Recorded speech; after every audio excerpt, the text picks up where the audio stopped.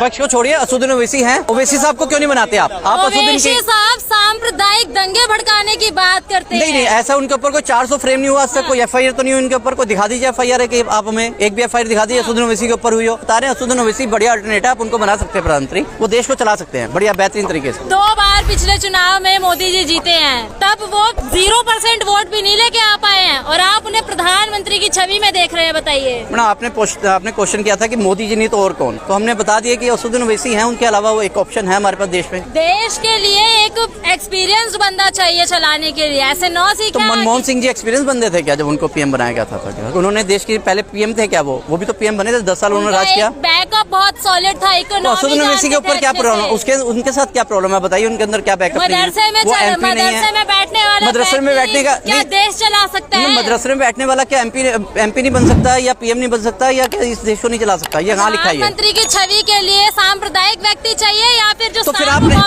Public ने उनको MP क्यों बनाया, फिर मेंबर ऑफ पार्लियामेंट क्यों बनाया? तो मुस्लिम बहुलों ने उनको MP सेलेक्ट किया। तो मुस्लिम बहुल उनको PM भी बना देंगे, तो मुस्लिमों के द्वारा चलेगा देश। जब आप कहते हो कि हिंदू धर्म की बात करते हो, सनातन धर्म निरपेक्ष है हमारा देश। जब आप भाई साहब ने अभी बोला कि सनातनियों ने उनको PM बना दिया, तो मुसलमान उनको PM बना देंगे, इसमें इशू क्या है? इसमें झगड़े वाली बात क्या है? जिसकी वोटिंग पावर ज्यादा होगी वो PM बन जाएगा। मदरसे का वोट नहीं है, देश का वोट है, धर्म निरपेक्ष वोट है। मैडम, आप अगर बात करते हो PM की, निष्पक्ष PM की, अगर आप उसमें हिंदू वर्ड नहीं लेके आते हो तो हम PM मोदी जी को देखना चाहेंगे, लेकिन आप कहते हो कि हिंदू PM, अगर आप हिंदू करेंगे ओवैसी को, ये बताइए। भाई साहब ने बोला ना कि सनातनी हिंदू जो है वोट डालते हैं PM जी को और वो PM बनते हैं, तो हम कह रहे हैं मुस्लिम भी तो 22% है, वो भी वोट डाल के PM बना सकते हैं असदुद्दीन ओवैसी को, इसमें इशू क्या है? तो मुस्लिमों को यदि ओवैसी साहब को कोई हिंदू वोट देना चाहे, किन मुद्दों पे देगा वोट? इन मुद्दों पे कि जब सब निकल जाएंगे तो हम आएंगे। एक बैरिस्टर आए थे, उनको आपने महात्मा गांधी बना दिया। एक बैरिस्टर आए, उनको आपने बाबा साहब अम्बेडकर साहब को आपने भारत रत्न बना दिया। असदुद्दीन ओवैसी जी, इनको भी आप PM बना दीजिए। बात करूं, बैरिस्टर ये भी है, लंदन से इन्होंने भी लॉ की हुई है। फायदा क्या होगा? फायदा देश को अच्छे से चलाएंगे, इनको नॉलेज है, लॉ की नॉलेज है, देश को चलाने की नॉलेज है, MP है, लॉ का व्यक्ति देश चला सकता है। मोदी, अगर गांधी जी लॉ के बैरिस्टर थे तो वो अगर राष्ट्रपिता महात्मा गांधी बन सकते हैं, अम्बेडकर साहब अगर लॉ के बैरिस्टर थे, लॉ करके आए थे लंदन से, वो अगर राष्ट्रपिता बन सकते हैं, तो असदुद्दीन ओवैसी प्रधानमंत्री क्यों नहीं बन सकते? महात्मा गांधी और ओवैसी का कोई कंपैरिजन है क्या? कोई कंपैरिजन नहीं है, वो अब इस दुनिया में नहीं है, ये दुनिया में है। महात्मा गांधी महात्मा थे,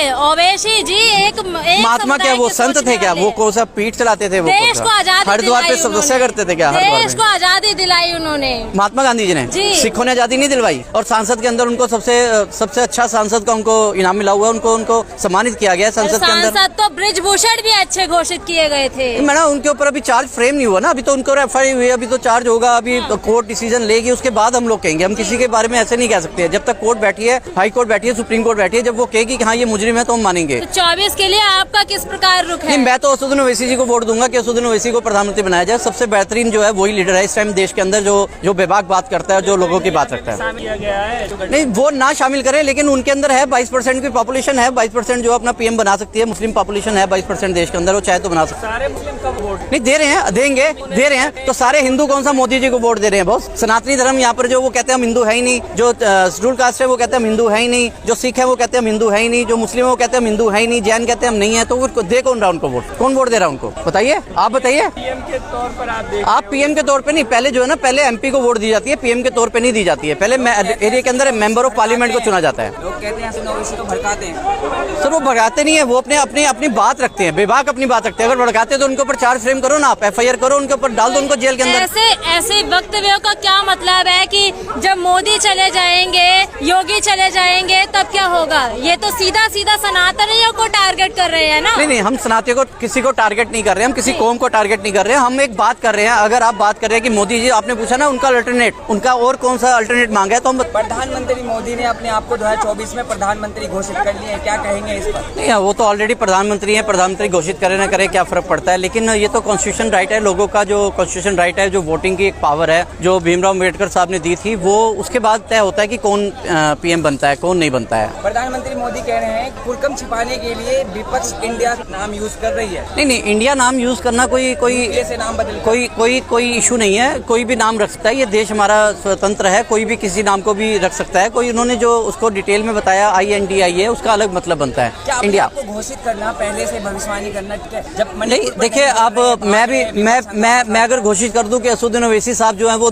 इस देश के प्रधानमंत्री बनेंगे 2024 में, तो घोषित करने से कुछ नहीं होता है। होता है, बाकी सब नंबरों के ऊपर डिपेंड करता है। अभी अब विश्वास प्रस्ताव जो भी घोषित हुआ है, जो भी हुआ है वो भी वक्त बताएगा, तय बताएगा। अभी वोट से अटल जी की सरकार गिर गई थी। नहीं, वो टाइम चला गया। आजकल ईवीएम का मशीन है, आजकल ईवीएम मशीन का टाइम है। आजकल वोट की पावर नहीं रही है, आजकल ईवीएम की पावर रही है। जिसके पास ईवीएम की पावर है वो वोटिंग राइट अपने पास कर लेता है। बाकी रही बात, अगर जैसे हम लोग मनमोहन सिंह जी की बात करते हैं तो उनके टाइम में एक भी अविश्वास पत्र जो है आज तक पारित नहीं हुआ। और लेकिन ये बात है कि जो भी बने हैं उनके अविश्वास पत्र हुआ है, पारित हुआ है, यहाँ भी पारित हुआ है। ईवीएम से बन रही है सर, मैं नहीं कहूंगा ईवीएम से बन रही है, लेकिन ईवीएम के अंदर कुछ तो लोचा है, क्योंकि जो ईवीएम को ये खत्म नहीं कर रहे हैं। काफी कंट्रियों ने ईवीएम को खत्म कर दिया। जहां से ईवीएम बनी थी उस कंट्री ने भी ईवीएम को खत्म कर दिया। वो भी उस कंट्री में भी ईवीएम को चुनाव नहीं होता है। आप बैलेट से हार मान लिया।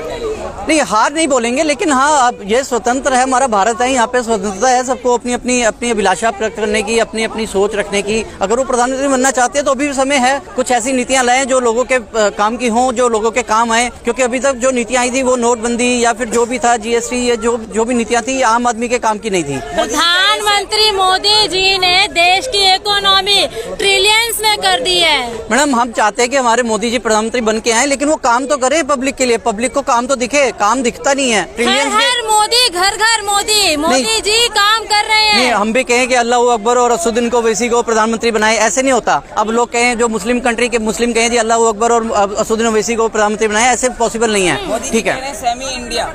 सेमी इंडिया मतलब समझा नहीं आपकी बात। ईस्ट इंडिया और आतंकवादियों से तुलना कर रहे हैं इंडिया की। नहीं सर, जो मर्जी तुलना करे, लेकिन देखिए ये कॉन्स्टिट्यूशन यहाँ पर जो हमारा जो कॉन्स्टिट्यूशन राइट है वोटिंग का, जो है, जो एक वोट से जो आपने बताया कि अटल जी की सरकार गिर गई थी, ये तय करेगा, ये आम जनता तय करेगी।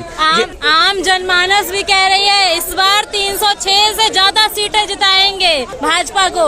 नहीं, देखिए, मैं तो शायद मोदी जी को वोट नहीं दूंगा। बाकी यहाँ जो इतने लोग खड़े हैं, इतने भी से आप सर्वे करिए, सभी लोग मोदी जी को वोट नहीं देते हैं। अच्छा, इंडिया के प्रति आपके क्या विचार है? इंडिया हमारा देश है, हम लोग अलायंस जो बनी है। नहीं, अलायंस जो बनी है वो देखिए, एक जब तक